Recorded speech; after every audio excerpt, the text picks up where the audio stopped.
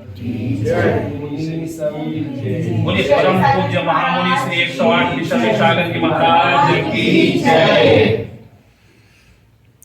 नाडम सारो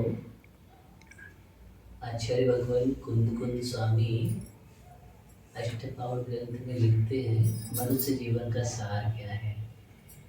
वहाँ पर लिखा हुआ है कि वास्तव में सच्चा अपने जीवन को मोक्ष पुरुषार्थ में संलग्न कर देना ही सारपूर्ण है। ज्ञान मनुष्य जीवन का सार है और ज्ञान का मतलब है हमने अभी तक जो पुरुषार्थ नहीं किया है, जिस पुरुषार्थ से हम वंचित रहे हैं, जिसके अभाव में हम भाव परावर्तन, द्रव्य क्षेत्र काल भाव ये पंच परावर्तन है ना, उस परावर्तन का हम अभी तक भ्रमण करते रहे और उस कारण से हम संसार में बने रहे। उसका मुख्य कारण क्या है कि देखिए हमें अब हे उपाधि का विज्ञान होना चाहिए। और हे उपाधि का विज्ञान का मतलब यही है कि हमें क्या छोड़ने योग्य है और क्या ग्रहण करने योग्य है, यही विवेक है। मनुष्य जीवन में ज्ञान होता है और ये संवित ज्ञान हो गया तो फिर हम मोक्ष पुरुषार्थ की ओर बढ़ जाते हैं। तो जो हम अभी निर्वाण भूमि पर वंदना करने आते हैं, सर्वेश शेखर की वंदना की है, पावन पुरुष क्षेत्र की वंदना करेंगे, आप यहाँ से कुंडलपुर राजगिरी जाएंगे, यहाँ से आगे और बढ़ेगी साधना स्थली बोल रहे भगवान महावीर स्वामी प्रथम साधना स्थली जहाँ पर अभी पंचनाथ होने वाला है। तो अब इस स्थानों के हम दर्शन वर्णन करते हैं तो हमारा ध्येय क्या है।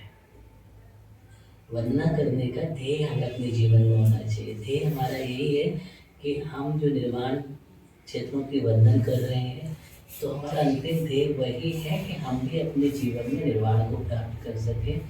लेकिन निर्वाण का पथ क्या है, निर्वाण का दर्शन करते हैं, वंदन करते हैं तो हमें समझ में आता है कि जो हम है वो नहीं है, अब तो जो भगवान का स्वरूप है ना वही निर्वाण का पथ है। वितरागता क्या चीज है, वितरागता। और हम वितरागता पर ही जब तक नहीं जाएंगे तब तक कितना भी रहे भगवान बनने वाले नहीं है। ये सारा ध्येय हमें मिलता है कि देखो जो हमारे महापुरुष थे, थे, चक्रवर्ती थे, उन्होंने सब कुछ छोड़ा है। क्यों छोड़ा, ये प्रश्न हमारे अंदर में आना चाहिए। क्यों छोड़ा, किसके लिए छोड़ा। हम जोड़ने में लगे हुए हैं और उनको छोड़ दिए हैं। यहाँ से मतलब हम मिलता है कि जो हम जोड़ रहे हैं वो हमारे लिए हे है। क्या चीज है, हे है। उपाधि तो ये सब कुछ त्याग करके वितरागता को पाना है, वो उपाधि है।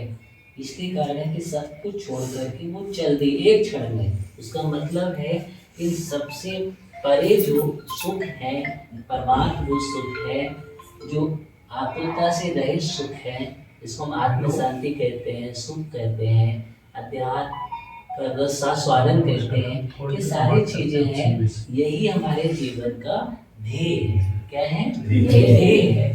और इसीलिए संसार हे है। क्या है, संसार हे है। बाकी ये सब हमारे लिए ध्येय होते हैं। तो हम वंदना जब करते हैं, नमस्कार करते हैं तो यही भावना करते हैं कि भगवान हम भी उस निर्माण पथ पर चल सके। क्या हमें भी ऐसी बुद्धि जागृत हो, हमारे अंदर भी ऐसा विवेक जागृत हो, सद्बोध हमारे अंदर जागृत हो, आत्मज्ञान हमारे अंदर हो, इस प्रकार की प्रज्ञा मेघा उत्पन्न हो।